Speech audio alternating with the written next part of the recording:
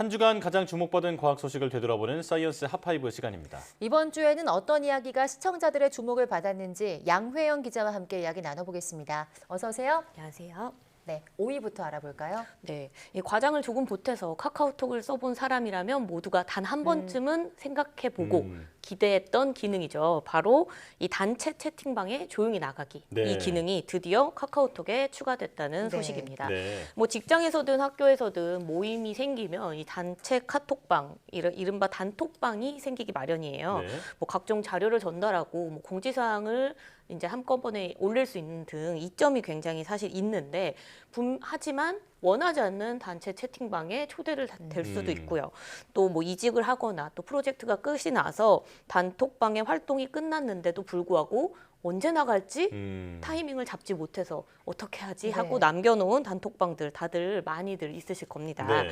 이 단체 채팅방에 쉽게 나가기 어려운 이유가 뭐 예를 들어서 저를 예를 든다면 양회영 님이 나갔습니다. 이렇게 곧바로 공지처럼 네. 문구가 맞아요. 뜨잖아요. 그렇다 보면 사실상 나 혼자 나가도 되나 이런 네. 생각이 들어서 나가기가 어렵잖아요. 하지만 이제는 더는 눈치 보지 않고 이 단톡방들을 나갈 수 있게 됐습니다. 네. 이 카카오톡이 이런 불편을 개선하기 위해서 새롭게 조용히 나가기 기능을 추가한 건데요. 앞으로 채팅방을 나갈 때 이 기능을 선택하면 전체 구성원 목록을 보지 않는 이상 채팅방에 나간 사람을 일일이 확인하긴 어렵다고 합니다.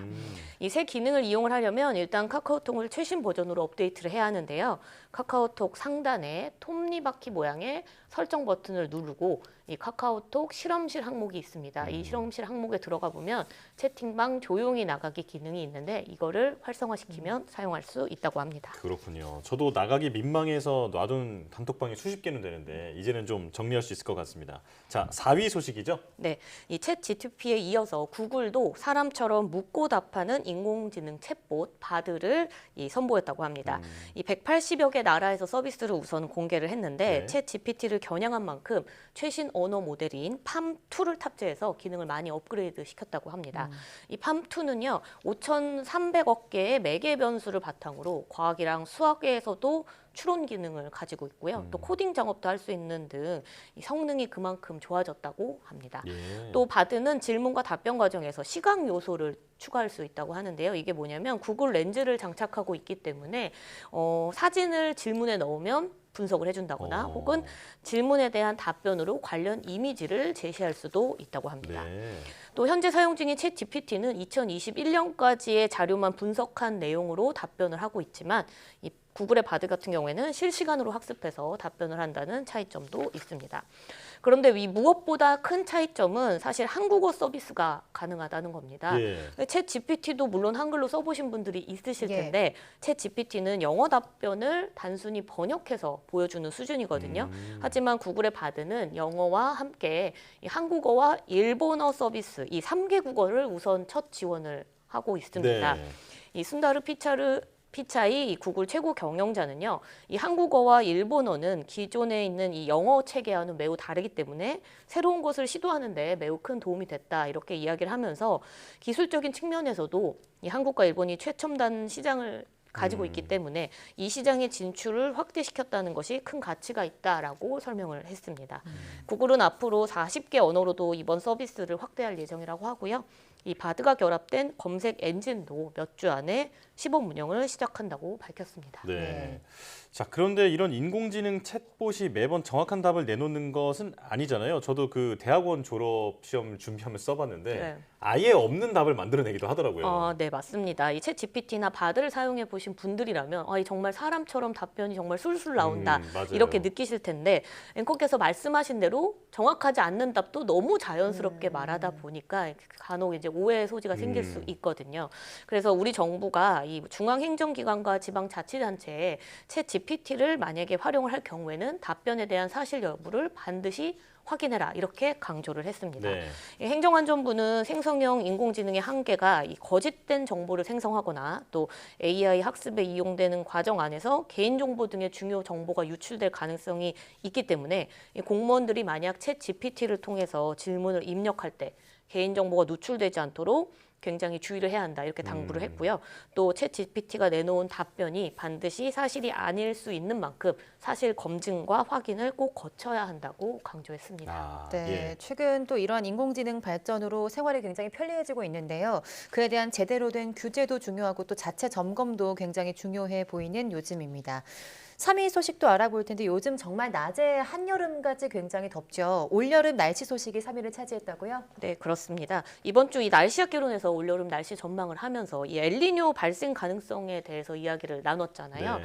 이 엘니뇨의 경우는 이 정의를 좀 살펴보면 동태평양의 해수 온도가 평균보다 그러니까 예년보다 높아지는 상태를 말하는데요.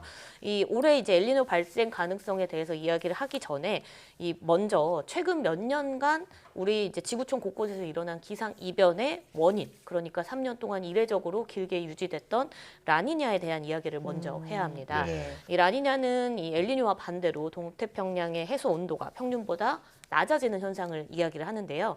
대개는 한 1년에서 6개월에서 한 1년 정도 유지되다가 다시 중립 상태, 그러니까 평균을 유지하는 상태로 돌아가게 되는데 지난 2020년 8월에 시작했던 라니냐가 올해 3월까지 3년 정도 이어졌었습니다. 네. 이렇게 이례적으로 오랫동안 이어진 라니냐 때문에 이 해양에서 대기로 이어지는 열순환, 우리가 학교 시간에 배웠던 이 지구의 열순환 네. 과정이 불균형이 생기면서, 그러니까 균형이 깨지면서 전 세계적으로 기상 재난이 발생을 했던 거거든요. 그런데 다행히 라니냐 이후 중립 상태를 잠시 보였던 이 동태평양의 수온이 이제는 예년보다 높은 엘니뇨 상태로 접어들었던 건데 이게 기상학자들이 예상했던 속도보다 더 빠르게 접어들면서 이 오는 9월에는 슈퍼 엘니뇨 발생 가능성까지 최근에는 전망이 되고 있다고 합니다. 네. 네, 최근에 뭐 동남아는 벌써 엘니뇨의 영향을 받고 있다 이런 기사도 있던데요. 우리나라는 아마 올 여름 중에 엘니뇨를 겪게 될 것으로 보이는데요. 엘니뇨가 발달하면 우리나라에는 어떤 영향을 미칠까요? 네, 여름철 엘니뇨가 만약에 우리나라에서 발달을 하면 우선 무더위를 몰고 오는 이 고기압의 영향권의 확장이 늦어진다고 합니다. 그러니까 고기압의 영향을 늦게 받으면 우리나라에는 장마도 그리고 무더위도 조금 늦게 온다는 건데요. 이와 반대로 이 남부지방에는 이 강수량이 늘어날 수 있다고 합니다. 네. 이 엘니뇨 현상이 장마철과 만약 겹치면 홍수 발생 가능성이 더 커지게 되는데요.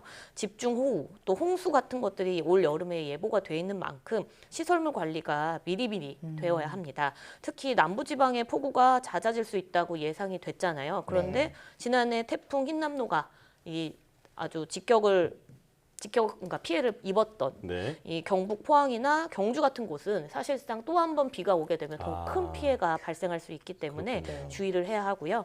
정부 역시 오는 15일부터 10월 15일까지를 여름철 자연재난 대책 기간으로 정하고 이 관계 부처와 홍수 대책 상황실들을 운영하는 등 비상 근무 체제를 도입하기로 했습니다. 네, 그러니까 더위는 늦게 오는데 비는 많이 올 수 있다. 네. 네, 철저한 대비가 필요해 보입니다.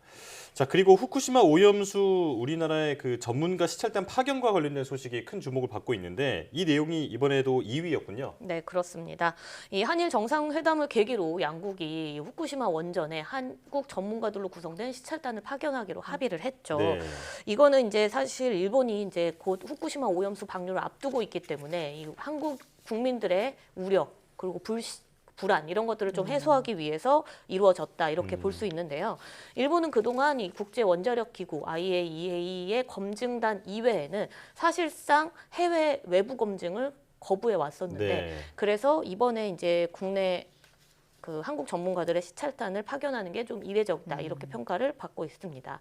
그래서 이 우리 정부는 이번 시찰단을 최고의 전문가로 구성하겠다고 밝혔는데요.